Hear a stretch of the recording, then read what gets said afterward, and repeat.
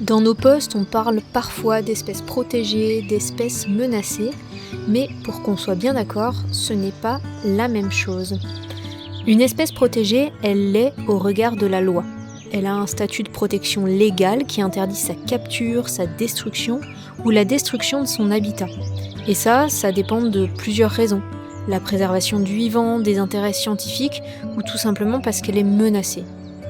En France, quasiment toutes les espèces animales vertébrées sont protégées, sauf dans certains cas avec des arrêtés particuliers.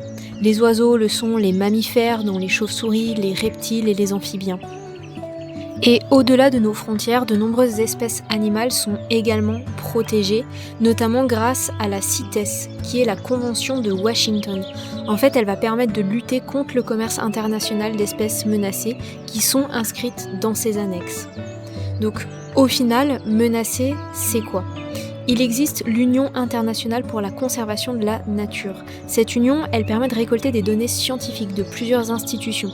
Ce sont des données d'inventaire d'espèces ou d'habitats par exemple.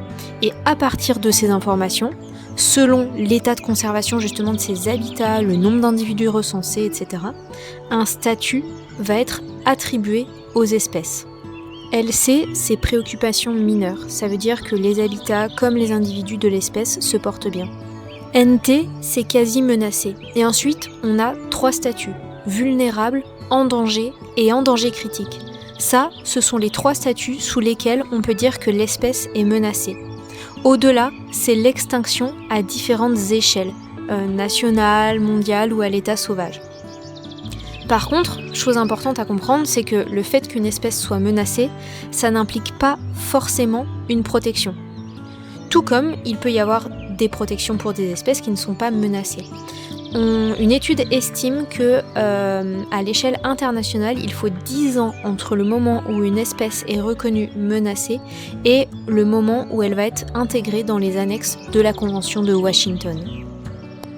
Et si on regarde un petit peu plus ce qu'il se passe du côté français, ce sont pas moins de 2000 espèces qui sont jugées comme étant menacées.